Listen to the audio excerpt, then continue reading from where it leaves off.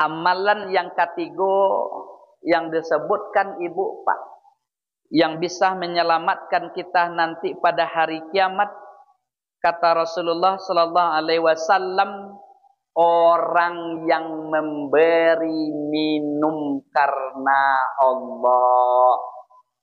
Membagi ya? Minum. Membagi minum orang kelaparan, kehausan. Kok? Bersedekah aja situ deh. Sedekah air. Di sedekah air dia bisa saja dalam bentuk air mineral. Ibu ada orang gorong pamunya, ada orang wirid Muhammadiyah pamunya, ada orang wirid gabung pamunya. Yang wak lakukan sedekah wak dalam bentuk sakerton air. Ada acara di masjid pamunya sedekah dalam bentuk air. 70.000, 80.000 sedekah air. Bukankah Rasulullah sallallahu alaihi wasallam mengingatkan kepada kita bersedekah air dalam bentuk yang godang? Rasulullah mengatakan di dalam sebuah hadis, apa kata Rasulullah sallallahu alaihi wasallam di dalam hadis ini? Sab'atu yajri li 'abdi wa huwal qabri. Ada 7 pahala yang mengalir tawi pahalanya, kebaikannya, walaupun orang itu sudah meninggal dunia. 7 pahala kebaikan yang nyo lakukan, ajrohuna wa huwa fil qabri ba'da maut. Dia akan mendapatkan aliran pahala ko tawi manawi walaupun nyolah meninggal dunia. Apa amalannya? Salah satu amalannya kata Rasulullah sallallahu alaihi wasallam, hafarobi'ron. Hafarobi'ron itu orang-orang yang bersedekah dalam bentuk air yang ada dalam sumur. Sumur. Baik sumur ada, sumur galian maupun sumur bor. Jadi ibu kalau ada kita sumur gak koyang-koyang nek, kau kena semapoi tak san. Jangan ibu tutup pintu ibu leh. Lu kan ada lo kawan deh. Terompa main kumur gak ada je. Masuk ke dalam nenya je. Sumur borosi dia. Ditutup dikunci pintu sumur dia. Ternyata bodang nilai gak ada. Ada orang yang bersedekah air dalam bentuk yang lebih godang. Mana dalam bentuk godang dia? Tak saja dalam air mineral, tidak saja dalam bentuk air kopi, air teh, tetapi yang lebih godang hafarobi'run. Orang yang bersedekah dalam bentuk air ada, dalam membuat sumur. Aku yang enggak godang saja. Kalau analisa tu deh, membuat sumur berapa ni? Kalau buat sumur Pak Ketua, sumur biasa aja kini anggaplah 5 boleh. Kalau sumur bor 40-an sumur bor. Orang yang tu deh, orang yang yang bisa buat tu deh. Orang yang mampu. Arti Islamnya mau nyuruh kita deh. Orang yang mampu. Tanya tu kalau kita mampu bisa kita bagi. Ambo tak bisa tu dia Ustaz dalam keadaan tu. Dak lah kalau tak bisa. Contohnya lanjut pagi-pagi di kodai deh. Awal-awal lakukan sedekah. Bentuk sedekah. Bayun teh kawan. Bayun kopi kawan. Bayun lontong kawan. Kan bentuk dalam sedekah. Dalam sedekah ada. Dalam sedekah air. Lontong ada air. Dia tak kado kuah dalam dia. Kan adalah kawan tak omu je bayun punya orang lagi. Tapi yang gilirannya minta dibayun dia orang. Oke, lanjut. Yang keempat, amalan yang bisa menyelamatkan nanti pada hari kiamat, kata Rasulullah sallallahu alaihi wasallam, ko yang enggak boleh. Yang keempat adalah orang-orang yang memaafkan orang lain. Ku yang boleh memaafkan orang lain yang menzolimi kita. Ku yang enggak boleh Pak.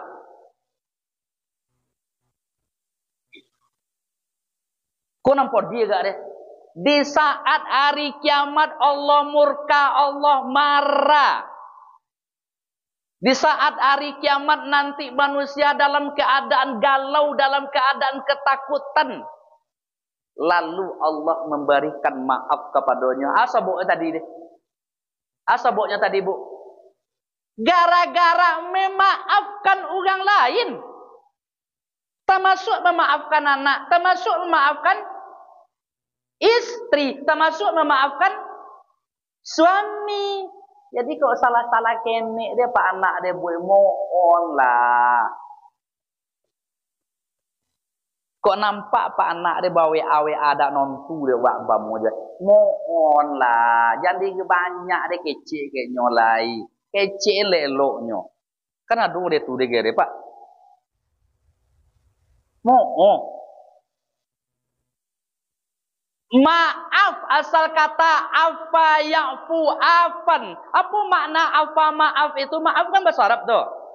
Maaf tu artinya menghapus sehingga tidak ada bekas. Mana contoh?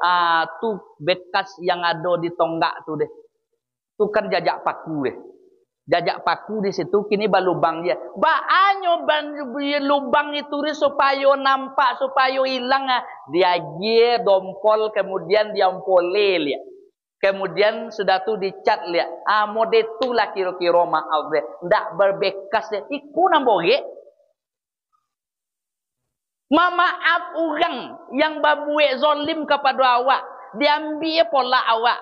Dia usaha tanaman awak.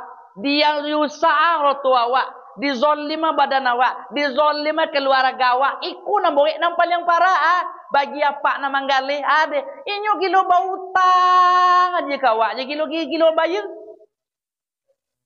Kita ada pitinya. Tak mau lanjut kawak dia. Kok borik ya? Itu termasuk zalim kecil Nabi dia ada. Orang-orang yang meminjam punya orang lain. Lalu dah umur. Dah umur membayar. Kau yang paling takut apa? Bau utang wak jo orang lain. Ada utang wak jo orang lain. Dah umur. Dah ada piti tak mau membayar. Yang wak takutin kata Rasulullah SAW.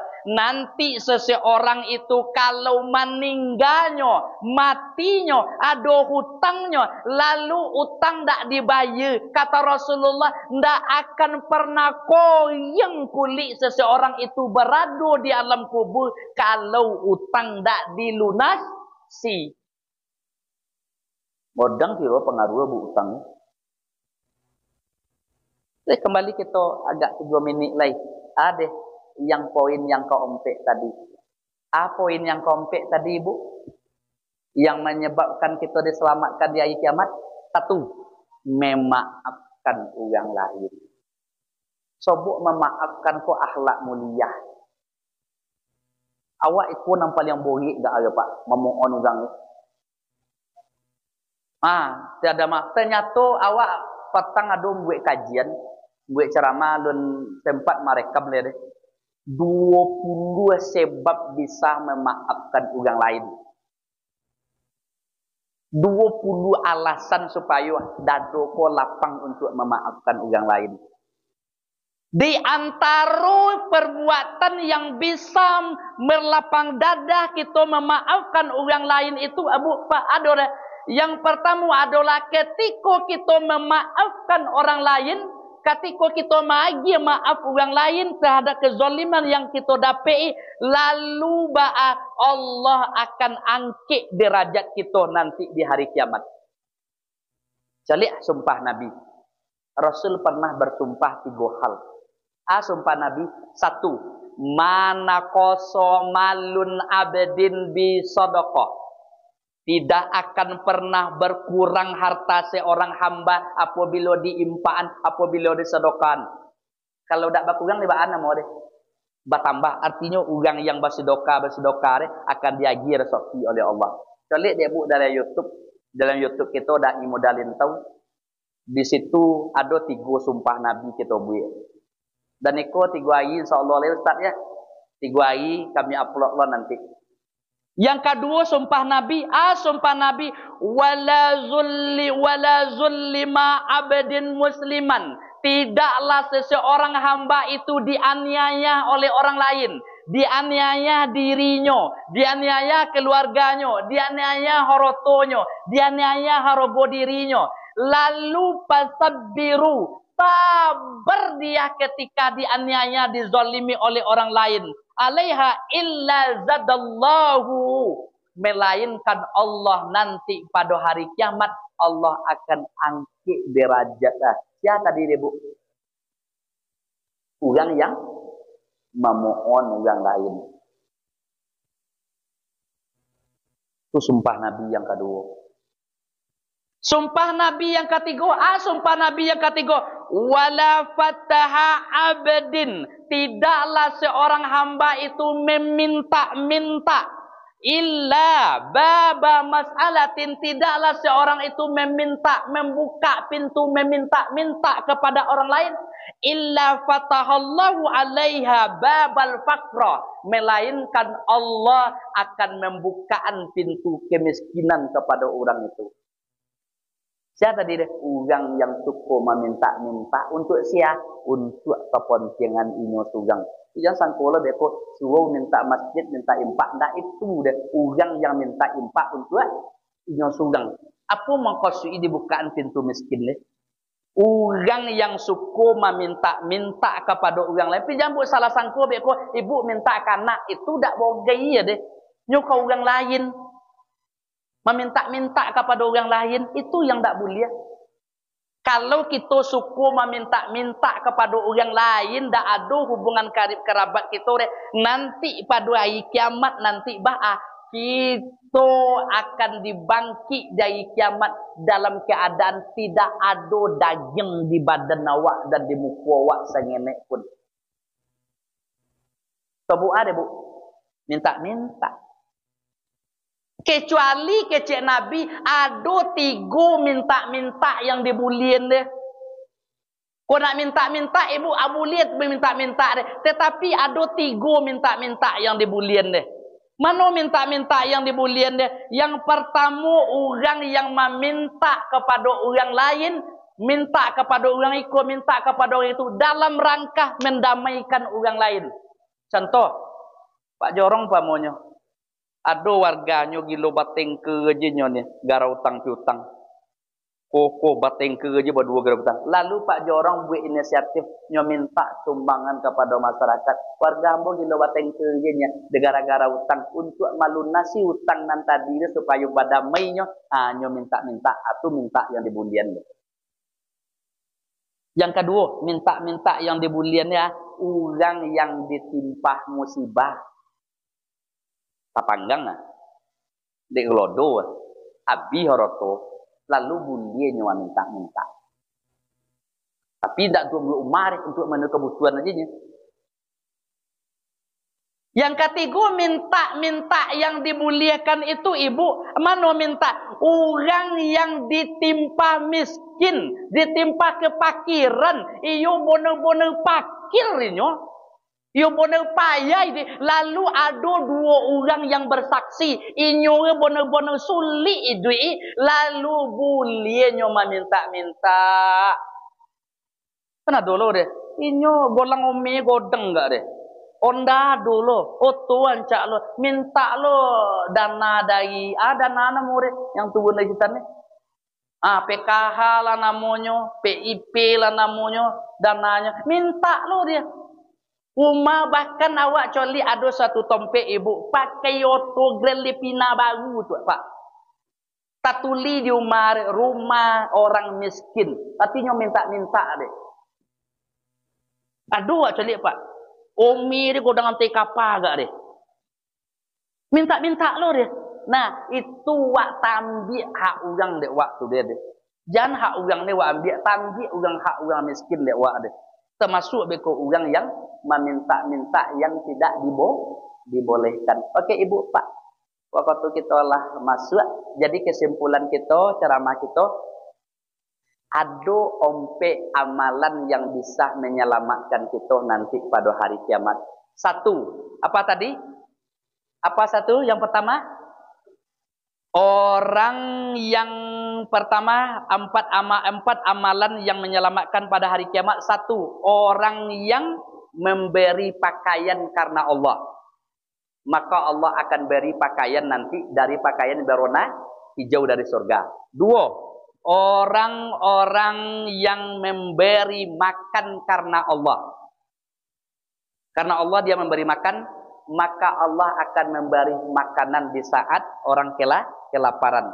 Yang ketiga, orang-orang yang memberi minum karena Allah, maka Allah akan beri minuman dia nanti di hari kiamat di saat orang kehausan. Yang keempat adalah orang-orang yang memaafkan orang lain karena Allah, maka dia akan dimaafkan nanti pada hari kiamat bila di saat Allah murka, Allah maafkan. Bahkan dalam hadis dikatakan orang-orang yang maafkan orang lain, dia marah kepada orang lain, lalu dia bisa bersabar dan memaafkan, nanti di hari kiamat dia dikumpulkan, nanti di hari kiamat dipilih dia bidadari mana yang engkau sukai.